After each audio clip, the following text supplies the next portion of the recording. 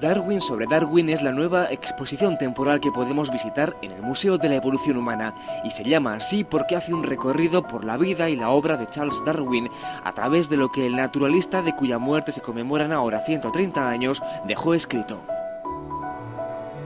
Es una exposición en torno a lo que Darwin escribió sobre sí mismo en su autobiografía, ¿no? Lo que sabemos de la vida de Darwin, sobre todo, es gracias al propio Darwin, que escribió al final de sus días una autobiografía que nunca pensó en publicar. Por lo tanto, es una autobiografía, podemos decir, que muy honesta y sincera, en la que hasta fue censurada por sus propios descendientes cuando se publicó por primera vez, porque hacía pues alusiones a conocidos, familiares, etcétera, porque ahí Darwin decía verdaderamente lo que pensaba, puesto que era un texto que hizo para escribir para sus hijos. Pero la muestra no solo nos lleva por las publicaciones de Darwin. El autor de la teoría de la evolución nos legó su obra publicada, pero también mucha documentación sobre él y sus teorías a través de diarios o cartas que ofrecen también una información muy valiosa. Eso nos permite saber muchas cosas acerca de Darwin y, aparte de eso, pues todo lo que Darwin escribió. Escribió un libro sobre su viaje alrededor del mundo, ese viaje que cambió su pensamiento y que, en fin, que dio lugar a sus teorías científicas más tarde, y eso nos proporciona también mucha información sobre las andanzas, lugares que recorrió, etcétera. Y luego, pues su obra científica, una obra científica que no es solo de investigación y escrita en términos técnicos, sino que pues hace reflexión y debate y demás en numerosos libros, con lo cual tenemos mucha información procedente del propio Darwin, a la que se suman las miles de cartas que él escribió a sus corresponsales y amigos y colaboradores en todo el mundo. La exposición, que nació de una muestra de Juan Luis Arzuaga para la Biblioteca de la Facultad de Geológicas de Madrid, ilustra la trayectoria de Darwin con objetos relacionados con sus investigaciones. Con toda esa masa de datos hemos intentado hacer un recorrido por su vida y por la historia de su pensamiento, el origen de sus ideas y demás, y su propia evolución intelectual, utilizando sus propios textos, que aquí también se muestra en la exposición. O sea que, aunque no hemos querido ser exhaustivos ni convertir la exposición en una colección o una exposición para bibliófilos, el caso es que sí que se exhiben algunas obras de Darwin, algunas ediciones antiguas de Darwin y sus contemporáneos, que son valiosas en sí mismas, y objetos que tienen que ver con esos textos que aparecen en las páginas de sus obras. Se trata de objetos traídos de diferentes centros de investigación y docentes de España, incluso de Burgos, como el Museo de Ciencias Naturales del Instituto de Educación Secundaria Cardenal López de Mendoza, lo que pone de manifiesto que existe un patrimonio científico intramuros que merece la pena mostrar. Una de las cosas que hemos descubierto, y sobre la que habrá que dar algunas vueltas, es que existen numerosos centros de investigación o centros de docencia, como pueden ser las universidades públicas, que tienen colecciones extraordinarias, en muchos casos perfectamente catalogadas y controladas, lo que no tienen, por supuesto, la posibilidad de abrir al público con todos los gastos que eso supone, ¿no? Pero hay un patrimonio histórico, científico, bibliográfico en nuestro país del que quizá no seamos conscientes.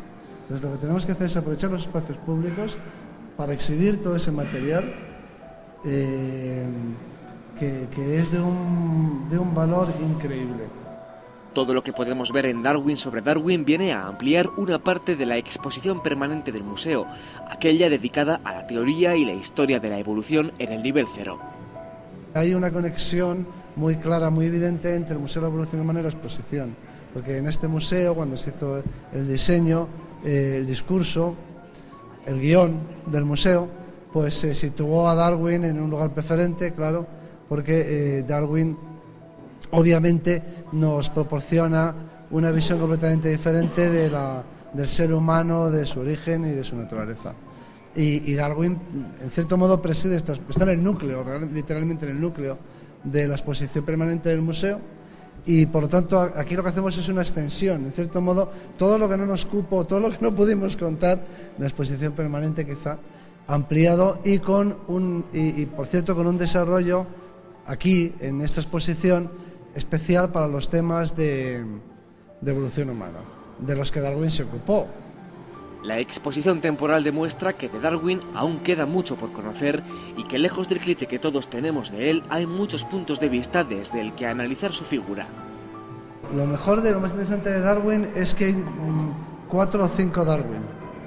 O sea, Darwin no es una figura monolítica con una personalidad constante y inalterable a lo largo de los tiempos y sin que refleje el paso de la experiencia. La idea esa monolítica que todos tenemos de Darwin, ese señor mayor con barba que aparece en ese grabado tan bonito, que es un poco que preside la entrada a la exposición.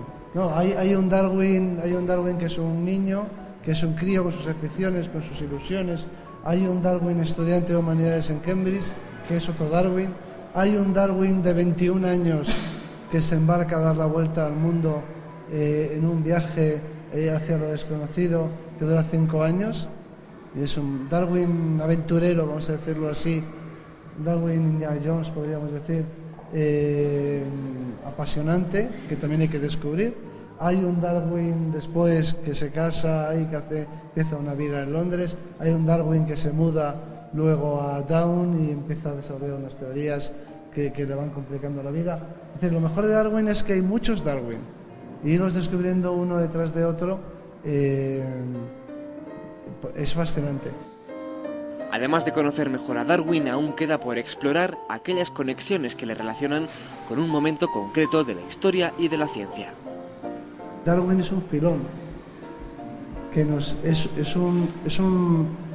es un vehículo que nos transporta hacia muchos problemas, no anécdotas históricas, sino que nos sitúa en contextos interesantes para saber cómo va la ciencia en España. A través de estos hilos conductores podemos aprender historias del pensamiento, sociales, políticas.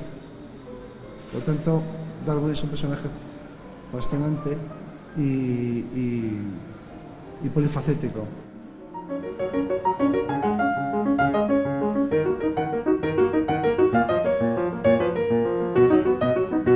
Un total de 130 libros y 60 piezas conforman la muestra Darwin sobre Darwin, que se puede ver en el Museo de la Evolución Humana hasta el próximo mes de octubre.